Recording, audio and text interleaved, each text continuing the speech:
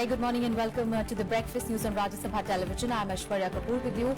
Well, our top story is the news from Nagaland, which is tense over urban and local body polls. Now, protesters have set up base government offices as well as vehicles, and Section 144 has now been imposed. That is our top focus. Also, we take a closer look at the Aircel-Maxis deal. Now, all accused, including Kalanidhi and Dayanidhi Maran, have been acquitted. Let us start with the headlines.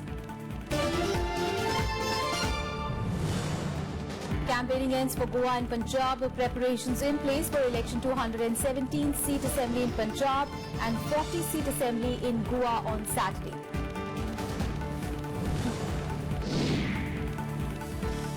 Government lauds its achievements during discussion on motion of thanks on President's address in Rajya Sabha. Opposition gives 651 amendments.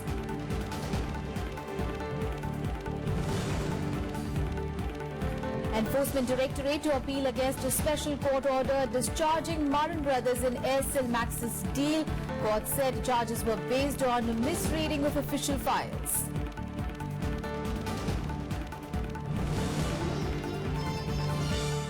Violent protests in Nagaland over decision on 33% reservation for women in municipal polls. Army called in Section 144 imposed in Kohima. Police says the situation under control.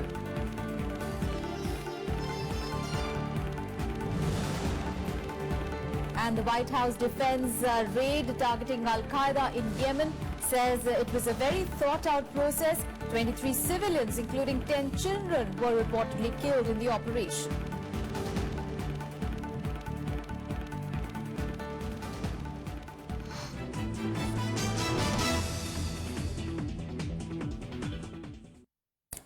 Well, first up, news from the election-bound states with campaigning for Punjab and Goa ending on Thursday. Well, the two states are preparing for the big poll day on Saturday, that is 4th of February. Well, in Punjab, poll preparations are in place for elections to the 117 seats in the state assembly. 1,145 candidates are in the fray this time. Now, Punjab will witness a multi-cornered contest on all the assembly seats, while Congress is again going alone on 117 seats. Ruling Shiromani Akali Dal and its ally BJP will contest on 94 and 23 seats respectively. Now, new entrant Aam Aadmi Party has fielded candidates on 110 seats and its ally Lok Insaf Party on 7. Now, 6 candidates are in the fray in Lambi in Muktsar district, from where Chief Minister Parkash Singh Badal and State Congress Chief Amrinder Singh are contesting.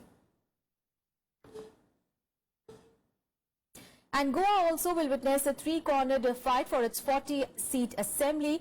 Now, 251 candidates are in the fray for the election, including 19 females. Now, the ruling BJP, opposition Congress and new entrant Aam Aadmi Party are pitted against each other. While the BJP had won in 2012 elections in alliance with the Maharashtra-Wadi Gomantak Party, this time it has been abandoned by its allies who now have ganged up against it. Now, Congress has fielded 37 candidates and is supporting Goa forward. BJP is contesting on 36 seats and is supporting independents in 4 constituencies. Now, the Aam Aadmi Party is contesting on 39 seats. The Shiv Sena is contesting the election in alliance with the rebel RSS leader Subhash Velinkar-led Goa Suraksha Manch as well as Maharashtra-Wadi Gomantak Party. And the counting of votes will take place on 11th of March. And the Election Commission has hit out at the government for failing to follow its instructions regarding the Model Code of Conduct during elections. While expressing unhappiness at the non-compliance of its directions, the Election Commission has directed the Cabinet Secretary to ensure that ministries do not approach it directly seeking Model Code of clearance for the Cabinet proposals. Well, the poll panel also said that it will not entertain last-minute requests seeking approvals as it leads to creating undue pressure on the election watchdog body. Now, EC specifically mentioned that Finance Minister, Niti Aayog and the Defence Ministry failed to refer important matters to it during the model code period, leading to it to give the matter priority over time-binding issues. And the Election Commission has also said that the onus of fighting the menace of paid news is on the media. Well, the EC in Dehradun has also said that media should also ensure a level playing field for election candidates. Well, the poll body has said that imposing regulation on it would be an assault on free press. Well, the Director Election Commission, Dhirendra Oja, said that this at an interactive workshop with reporters on media ethics in the coverage of electoral process and the menace of paid news. Well, the EC also asked the media houses to guard themselves against being used as platforms for promoting the interests of a political party or a particular candidate. And the Congress party has released a list of 29 candidates for the upcoming assembly elections in Uttar Pradesh, where it has fielded Aditi Singh, daughter of Akhilesh Singh, the 5-time MLA from Raebareli seat.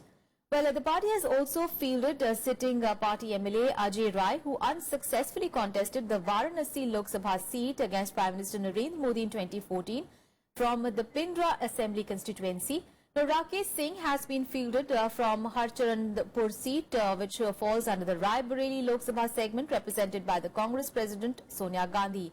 Well, among the Vidhan Sabha seats falling under Amethi Lok Sabha segment represented by Rahul Gandhi, well, it has fielded Vinod Mishra from Tiloi seat and Radhesh Ram Kanojia from Jagdishpur Assembly constituency. Staying with Uttar Pradesh, well, in the state now, Congress Vice President Rahul Gandhi and Chief Minister Akhilesh Yadav will today hold a joint roadshow and rally in Agra. Now, this will be the second roadshow by the two leaders after the Lucknow joint press conference and roadshow on 29th of January. The 7-phase elections for the state's 403 assembly seats will begin from 11th of February. The Congress and the ruling Samajwadi Party are contesting the election in alliance this time. Well, as per the alliance, the Congress is contesting 105 seats out of the total 403 seats, while the Samajwadi Party will field its candidates in the remaining 298 seats. In the rest of 298 seats. More news from Uttar Pradesh, where BSP Chief Mayawati will address a rally in Muzaffarnagar today, where she is likely to pitch for voters from both Dalits as well as Muslims. Now, yesterday, BSP Supremo addressed a rally in Bulandshahr, where she warned the Muslim community that any split in their voters would benefit the BJP.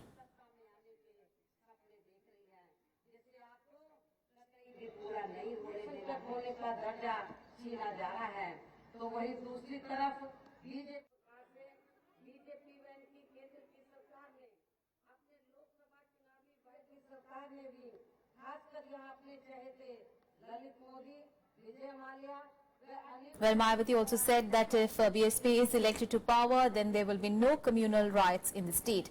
Well, the former Chief Minister also attacked the Congress party for forming an alliance with the Samajwadi Party for the elections. News from the BJP camp now. Well, BJP President Amit Shah will undertake a nearly 2-hour-long foot march in Meerut today. Well, the foot march is run up to Prime Minister Narendra Modi's rally, which is slated for Saturday. Now, Meerut goes to polls in the first phase of elections in the state and falls in the communally sensitive western Uttar Pradesh. Now, 140 seats in the region will poll on 11th and 15th of February. Now, BJP is looking at the region as a stronghold, while the party has maintained that its main rival is SP Congress Alliance. Now, BSP has been traditionally strong in this region, where Muslims are also present in large numbers.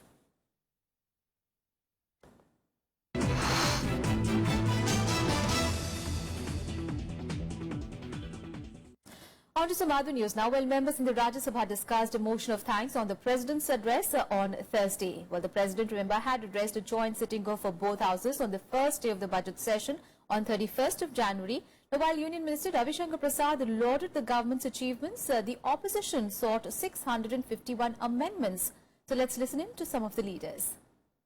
Sir, महामहिम राष्ट्रपति जी भारतीय संसद की परंपरा के मर्मज्ञ हैं और भारतीय राजनीति का उनको व्यापक अनुभव है।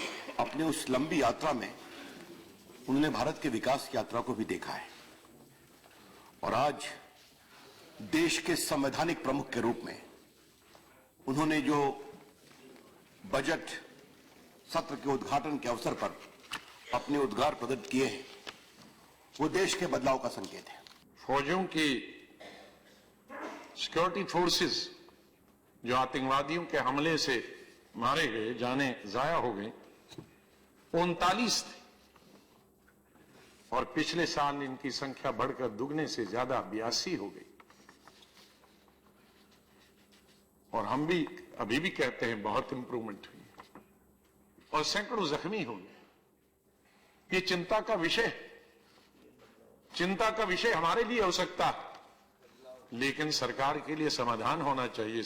अगर सरकार चिंता का विषय कहेगी तो फिर मेरे ख्याल में पूरे देश को सरकार की पर चिंता करनी चाहिए कि सरकार चिंता करती है, सरकार हल निकालती है, सरकार चिंता नहीं करती, सरकार समाधान निकालती है, चिंता नहीं प्रकट करती।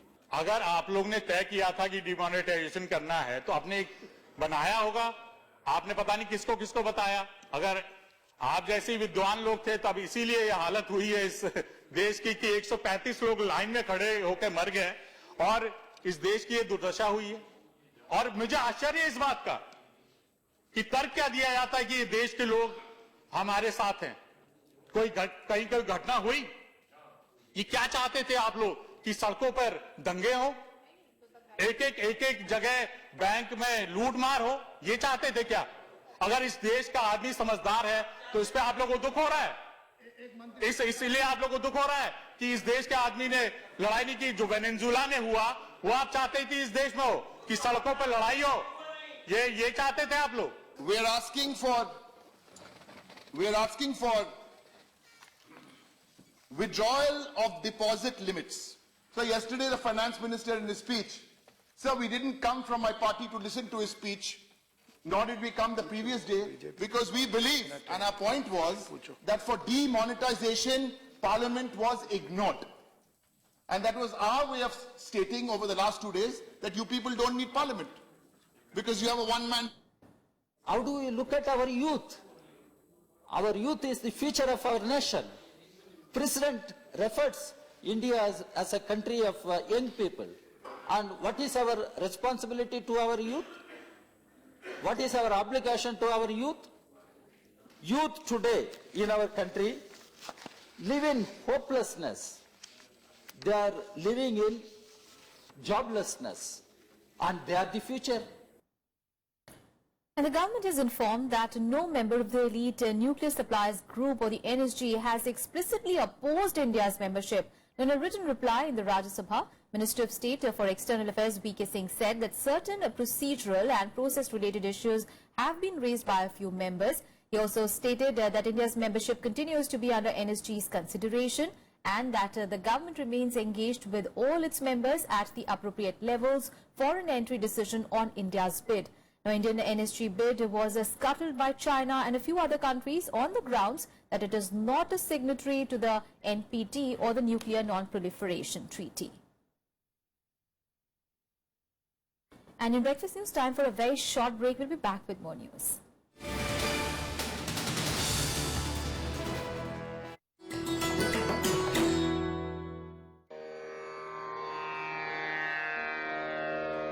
The sacred relics of Buddha were unearthed in Piprava in Uttar Pradesh. Buddhist monks from all over the world visit the National Museum to pay their respects. These charred bone fragments of Buddha are housed in the gold canopy gifted by the royal family of Thailand.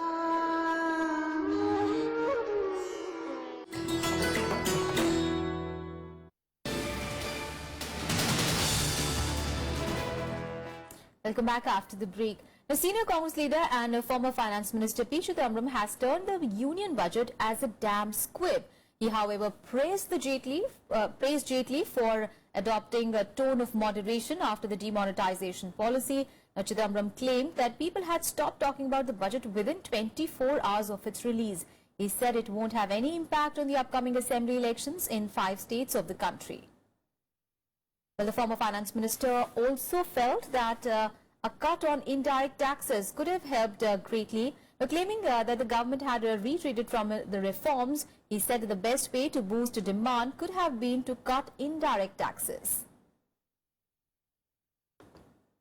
If you do the math, you will find that he has given 1.98 crore taxpayers a relief of, on average, rupees 5,000 per taxpayer. We welcome this relief, but it is small mercy for a person who stood in a queue for many hours, for many weeks, in order to withdraw small amounts of money from his or her account. The correct tax cut, I reiterate, would have been a cut in indirect taxes that would have benefited many more crores of people, including industry and business, apart from boosting aggregate demand.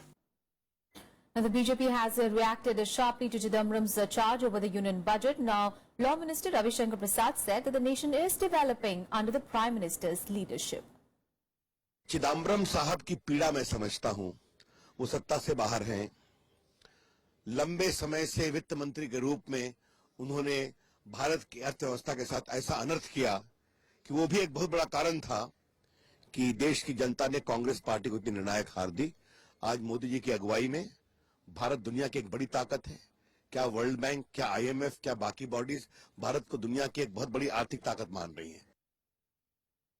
And the Income Tax Department has asked taxpayers to verify online the deposits they had made in their accounts post-demonetization and respond to queries of any mismatch. Well, the department is using the data analytics for comparison of deposits made after 8th of November last year with information in its database to identify taxpayers whose cash transactions do not appear to be in line with the tax-paying profile. Well, the information on tax deposits is now available for online verification in the e-filing window of the PAN holder. The website also provides for the taxpayer to digitally explain the source of the cash deposit without visiting the income tax office.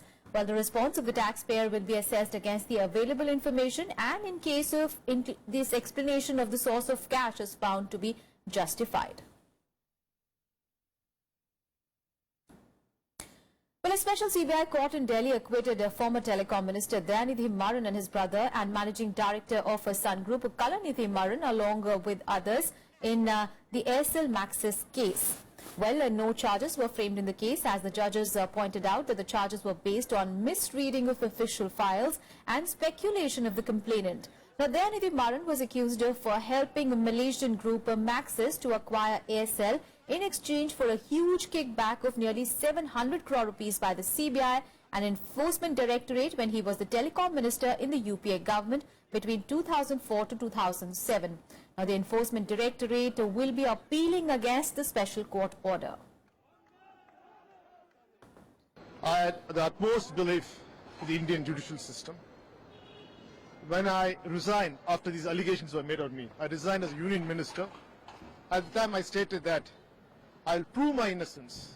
I'm so happy that my stand vindicated. Indian National Congress does not comment upon the decisions of the court where somebody has been convicted or acquitted, more so when a person belongs to a different political party. The simple issue is that injustice should not be done to anybody and guilty must be punished. And I'm sure the process of law has spoken. Big story coming in from the northeast. Well, Nagaland calmed down late on Thursday night after the state government called in 5 columns of the Indian Army and imposed a Section 144 in Kohima after the protests turned violent. Now, mobile services in the region were also suspended for an indefinite period. Now, government offices in Kohima were vandalized and the municipal council building was also set ablaze. Now, this as mobs protested against the state government's decision to provide 33% reservation to women in the municipal elections. Now, they say that the reservation would infringe on the special rights guaranteed by the constitution, through which the Naga people have the right to frame their own laws as per local customs. Now, violence in the state peaked on Tuesday, a day ahead of the municipal polls, in which 2 people were killed in police firing. Now, elections were held in 15 of the state's 32 municipal bodies, while polls in several other urban local bodies were put off for 2 months. Well, under pressure from the Nagaland Tribes Action Committee, now State Chief Minister T.R. Zeliang also declared the election process as null and void. Zeliang, however, rejected the protesters' demand for his government's resignation and appealed to stop the violence and not fall prey to rumours.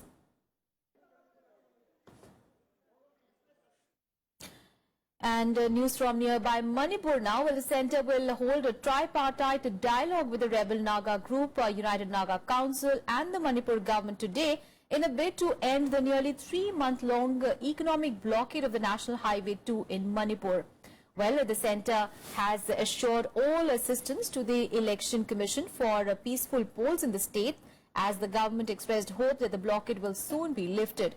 Remember, polling for the 60-member Manipur Assembly will be held on 4th and 8th of March.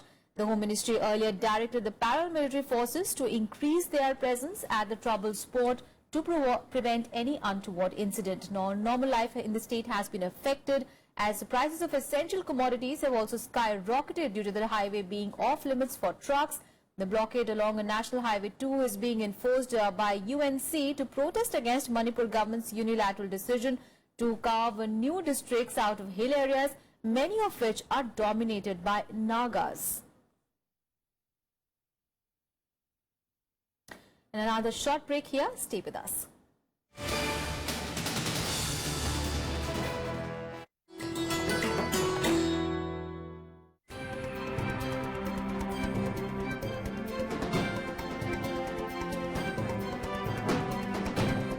Life after death was a cardinal belief in the Harappan civilization. Reflecting this is the skeleton of a middle-aged woman with gold bangles. Excavated from Rakhigadi in Haryana, it's an example of the burial practices in those times. Much like the Egyptian mummies, vessels, eatables, ornaments were kept near the dead body, in the hope that they would be of use to the person in the next world.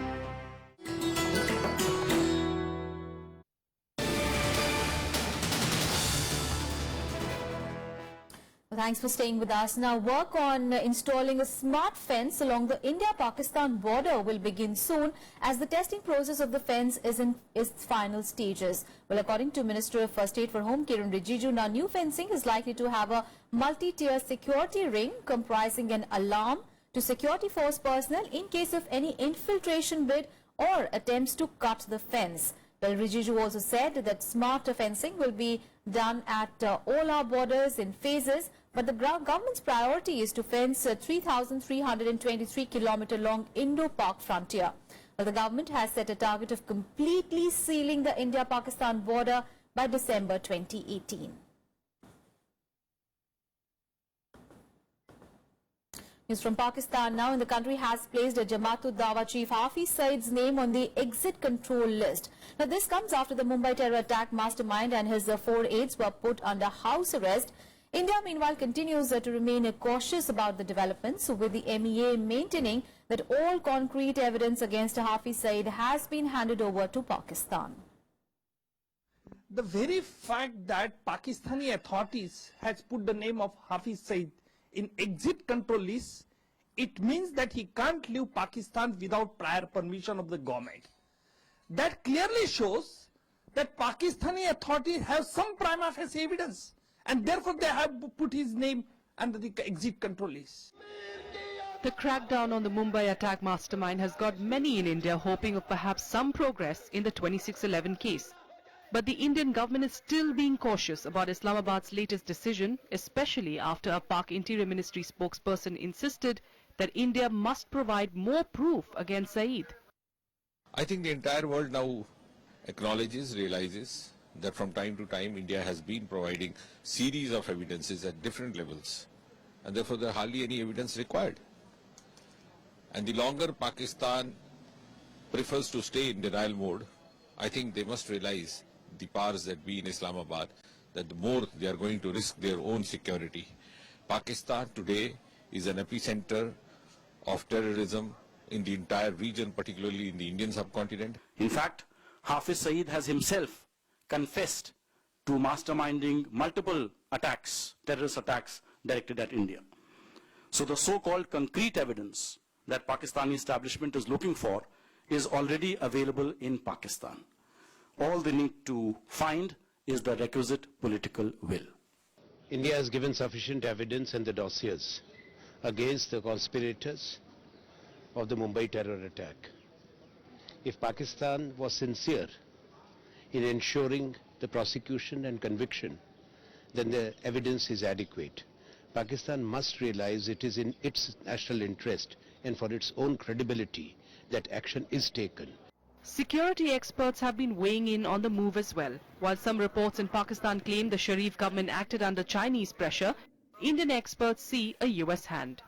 We have to remain on our guard. We have to remain on our guard, and to the international community, I think we have to continue with our efforts to highlight the fact, to underline the fact that Pakistan is a state sponsor of terrorism, which is not only a danger to India, which is of course Pakistan's obsession, but actually poses a danger to the rest of the world as well. I mean, terrorism is a subject now that poses a threat to the whole world.